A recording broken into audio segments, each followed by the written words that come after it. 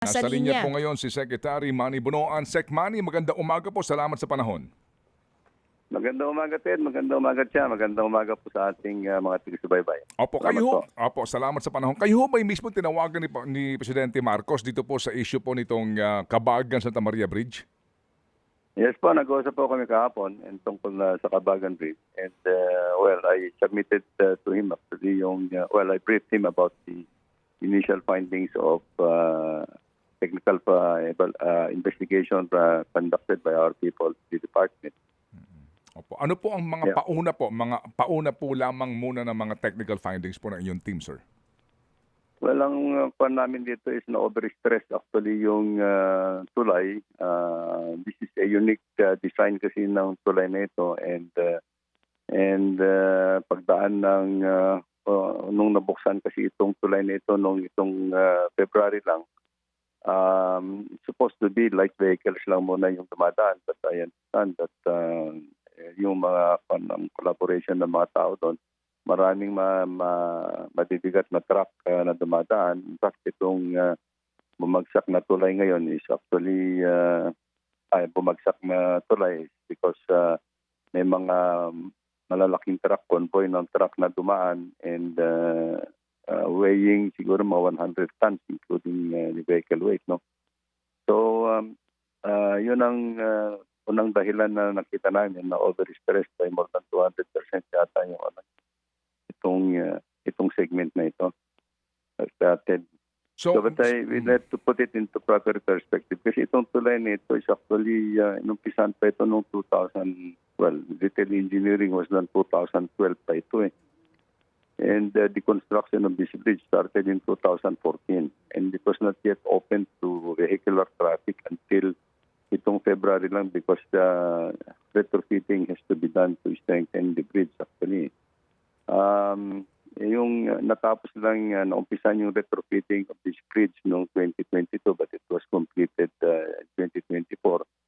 Now, we opened it to light traffic, light vehicles lang muna sana ito. In fact, maraming signages kami doon sa magkabilang dulo ng tulay. Kasi we still have to conduct sana yung confirmatory loading test bago namin ma-open sa lahat ng traffic. But unfortunately, ito ang nangyari na meron isang segment na out of the 12 arc segments, isa yung bumagsak. Sir, so magmula nung sinimulan ito ng 2012, hindi pa talaga siya pinagagamit dito sa mga taga Isabela at hindi pa nabubuksan, nag-retrofit na din kaagad? Yes po. Well, there has been adjustments in the design and nagkaroon pa rin yata to the report. Nagkaroon ng adjustment also in yung seismic design requirement of the new code or something like this. And itong tulay kasi na ito is first unique design yata ito in the Philippines actually. So, kasi ito dapat yung mga composite steel beam na iconic yung pagkagawa nito, Ted. So I think with meron yung mga couple na dapat nagsusupport doon sa structure, yun ang design yan. So we are still assessing more technical yung original design of the bridge. Opo. Pero sa ganito po kamahal, no, at kahabang tulay, hindi naman po kasi by the way, ito pong proyektong ito, hindi ito district, hindi ito region, ito po yung central office project, di po ba? Well, this was actually yung detail engineering design was done by a private consulting firm nung mga nung 2012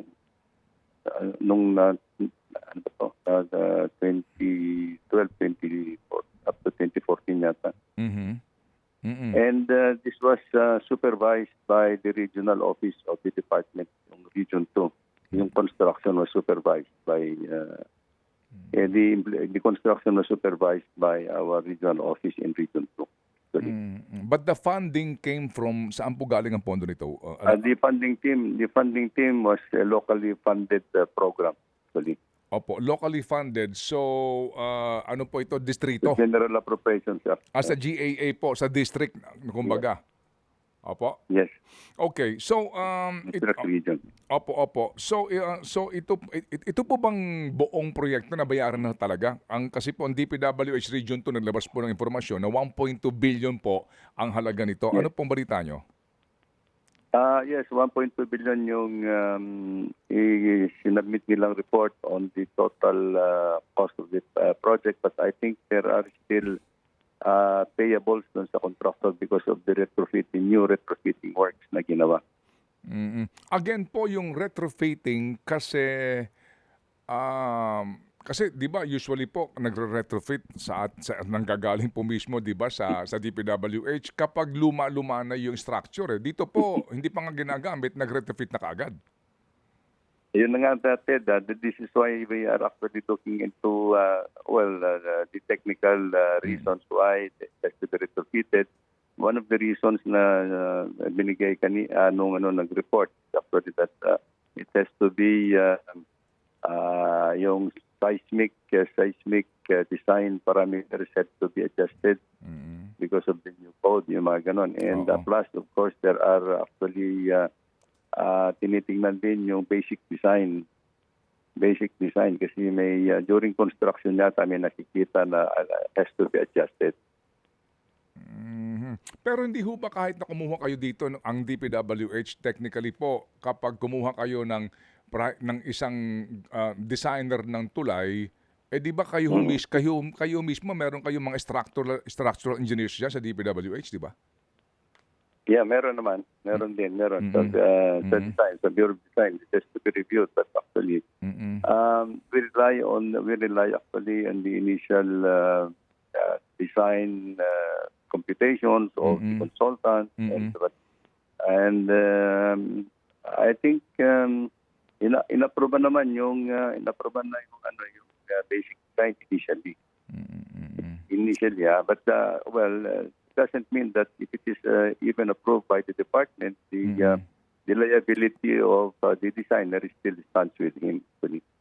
Okay, pero sir, maliban sa design, yung ginamit ng mga materyales po dito, magkakaroon ba ho kayo dito ng isa pang ito ba'y bahagi ngayon ng investigasyon? Kasi maaring maayos yung design, pero yung ginamit po, yung pag-comply doon sa mga required po na mga materyales na gagamitin. There is nothing ba na i-report dun sa initial report nila that it seems na these were supervised and this was constructed in accordance with specifications in the engineering design naman. Opo. Yung pong overloaded na truck, meron ba hong actual din doon na pag-aaral talaga? Kasi alam nyo na ho naman, no? May mga kung ano-ano informasyon kasi yung truck mismo, yung weight yung dead weight ng truck, no? Plus yung kanyang dalang boulders, meron din ko may question sa 100 tons na bigat 100 nito. tons, yes. Opo. Yes. Meron ho bang dito din actual din po na na pag-aaral po sa investigasyon Yes. kung totoong 100 tons yung bigat ng truck?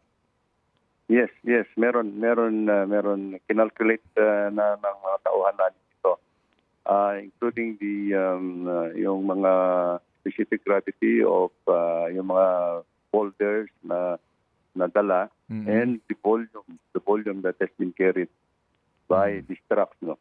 Ang nangyari dito, Ted, is actually tatlong vehicles itong magkakasunod, no. It's a convoy. Yung unang truck nakalusot, pero malapit-lapit siguro sila. And yung pangalawang truck, I think somehow slowed down on that segment. Kaya nagkaroon ng dead weight siguro yung tulay. Kaya na-overstress yung portion na yun. Okay. Nakalampas yung isang truck nila. Tapos yung pangatlo, hindi na tumuloy dahil nga bumagsak na. So, na-overstress, kumbaga, bumigay yung tulay, yung portion ng tulay, kasi nga din, sobrang bigat nung dumaan. Ganun po yung ibig sabihin nun. Yes. That's the initial finding that Opo, opo. has been Opo. reported. Ito ho bang tulay na ito, ano ba ang kanyang maximum capacity po na load? Ito is designed, yung tinatawag namin is a technical design parameter of H20 S44. Yung S44 it should be the load, the tons, in tons yan, and tons, 44,000 kilos for 44 tons. So, Meron kaming factor of safety na 20%. Sabihin na natin 20%. So, if 44 tons yung 44 tons yung total load niya, plus 20% of that. So I think it should be about 50 tons. So something yung dapat maximum. At, at dito po sa tulay na ito, may kaukulang pong mga signage na kung ano, 'di ba usually po ganun po naman niya, may mga signage po kung ano yung maximum tonnage sa kakayanin ng tulay. Yes, eventually when we'll open it to total traffic. But this time actually yung signages namin dyan is actually for light vehicles muna to, and trucks are not allowed. Yung ganun for the time being. Opo. Kapag ho ba ganyan, technically po, dahil ito'y gastos ng gobyerno plus yung pinsala po doon sa mga tao, no? Kapag ho ba ganyan, ano yan, mahahabol ba ho yan ng DPWH, ng gobyerno, yung truck owner nito, kung ba't siya dumaan doon na overloaded? Yeah, one of the things that we are actually undertaking now is actually yung legal liability of the driver and the owners of the trucks. Titingnan namin yung liminal liability nila, and if it warrants, we will have to file actually yung court proceedings nila para habulin din naman namin sila. Opo, para mapanagot sila dito po sa perwisyong ito tsaka yung gastos, no? So nga po. Opo. Well, and the other thing, because of that incident, I think we have to look into the overall structural integrity of the bridge again. Kasi baka na-compromise yung other section. Kasi po marami siyang section. Mga dalawang section po ang kita sa video na bumigay eh. Yeah, but I think kasi ito unique ang design kasi nito. So it's actually segment by segment eh. So at saka yung kable na nagsusupport na dapat sumuporta doon sa slab. Baka na sabi namin na compromise. The other thing na napansin namin kasi yung mga kable na nagsusupport sa slab are actually solid na materials, hindi yung kable na mismo for na may strand. So I don't know, tinitingnan namin yung tensile strength, etc. So we are still conducting, continuing to do technical investigations. Opo, we understand. Ito pong contractor nito, itong RD Interior Junior Construction, marami siyang mga proyektong tulay diyan po sa area ng Isabela.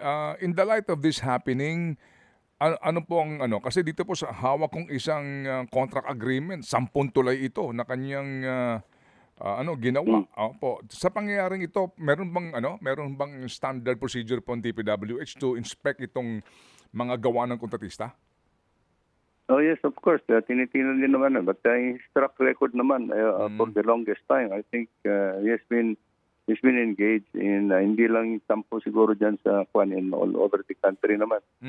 May mga tulay pa silang ginagawa right now. I think he's now in joint venture with other foreign firms doing contract at this point in time. Yung mga longer bridge projects in Sulu, Tawi-Tawi, Sulu, and other parts of the country. So ito pong kontratistang ito pala, talaga marami siyang bridges project sa DPWH at ngayon meron pa siyang mga ginagawa din ng mga mahahabang tulay, Secretary. That's correct. Okay, sige po. Nagbigay ba ho dito ng timetable si Presidente para po sa talagang, kasi po ito ang binabanggit nyo, ito yung mga paunang report sa inyo, no? Itong na talagang bumigay kasi overloaded yung truck. Meron bang timetable na binigay si Presidente? Well, sabi niya, we'll have to do the assessment and investigations as quickly as possible, and at the same time, tingnan natin kung how we can quickly restore actually or rehabilitate the bridge para naman masayang din naman yung investments that had been there. I think yun ang ni Presidente for us now. Opo, opo. Yung heads will roll na sinasabi ng Office of sa Malacanang, magkakaroon ba ng gugulong na ulo dito kung yun ang dahilan, overloaded na truck na dumaan? Well, titingnan namin. Opo, opo. Look at it kasi mahabang history na itong tulay na ito. Sabi ko from 2012 yan na umpisa ng design nito at saka hanggang 2024 yung retrofitting. Opo, opo. So kung 2012, 2025 na 2024, that's 12 years in the making, kumbaga.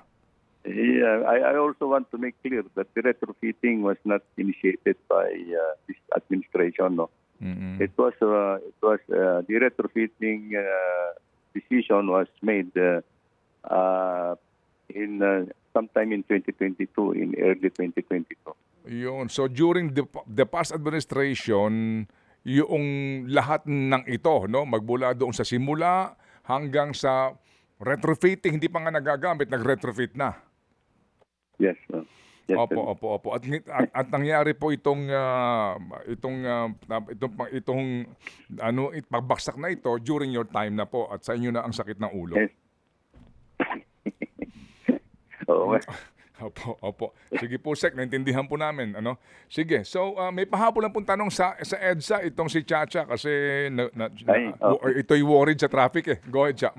Yes po. Yes, Ben. Yes, good morning, Sec Manny. Dito po sa latest update dito po sa EDSA Rehabilitation, nasaan na po tayo? Are we really going to start ngayong March? Meron na po ba tayong exact date ng pagsisimula? At ano na po yung uunahin mismo? Will it be northbound or southbound talaga? Well, there are two segments actually. We will start actually since yung sa March. Ang schedule namin is yung northbound from dito sa intersection ng Balintawak going to Caloocan, i-rehabilitate na yan, no? Yung northbound lang, yung segment na yan lang muna. Yung segment na yan. Now, after that, we will try to start now the rehabilitation of yung bus lane, yung busway lane southbound. Okay. So sabay pong gagawin po pala ito. Yeah. Ikuha na namin yung southbound bus lane muna ang gagawin namin, no. Concentrate namin yung bus lane. Saan po exactly sa southbound na bus lane ang uunahin natin, Sec? Well, sorry, Cha, hindi ko alam kung saan sisimulan ito, but I think it's going to be in segments ito, no? In segments ito. Tinitingnan namin kung saan yung mas madaling gawin na hindi nakakaabala ng traffic, because we are coordinating this with DOTR also and MMDA for the traffic management. Kasi ang DOTR, we understand that they will also simultaneously be undertaking some upgrading or rehabilitation doon sa mga bus stations. Yes po. Gagawin din nila yon. May mga improvements na gagawin nila doon. So, yun ang nangyari dyan. So, as we start to gawin namin yung bus lane, I think the buses will have to be sharing lanes with the open lanes muna for the time being. Okay. Shared lanes muna kasi nalito yung ilang publiko ang akala nila isasala yung EDSA bus carousel. Just to be clear, sinabi na rin to ni Sec Vince Dizon, bukas pa rin ang EDSA bus carousel. It will be a shared lane. Pero Sec Manny, inaasahan ba natin yung buong kabuuan nitong EDSA rehabilitation? Isang taon po ba ito or will it be more than a year? We'll try to do it March na kasi. So I think ang pa namin sana dito is actually about 14 months, no? 14 months for one direction. So kung sana namin itong southbound, we could have completed it in 14 months, but it may spill over a little bit in 2026. Then after the 2026, eto na challenge din namin because I think the ASEAN meeting will be already in Manila.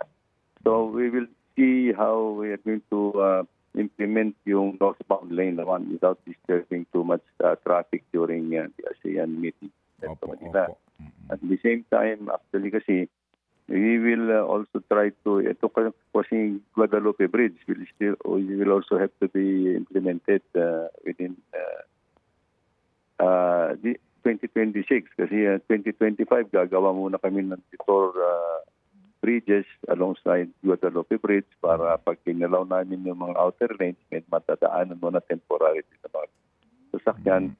And then yung actual rehabilitation of the outer lanes of Guadalupe Bridge siguro by 2026 na. Opo, opo. Tsaka yung weather factor, ano po, napakarami. Yung mga utilities, tatamaan dyan. Ang dami pong factors niya. Napakahirap talaga makapag-estimate. Naintindihan po natin. So basically po, sa lahat na nakikinig ngayon, ano ho ito, we really have to bite the bullet. No pain, no gain dito. Pag hindi sinimulan, hindi matatapos. Di po yun. Tama yan. Tama yan. Di po ba? Yes. I think once and for all, dapat talaga ma-rehabilitate namin yan para hindi tayo continue. Opo, opo. Reblocking. Opo. Yes, sir. Sige po. So, salamat, Sec Maris, sa pong update dito po sa bumaksak na tulay na ito. At muli ho kaming tatawag pag meron na po kayong update, sir. Thank you, Ted. Thank you for giving me this chance. Opo. Opportunity. Salamat Thank po. you. Opo. Thank you.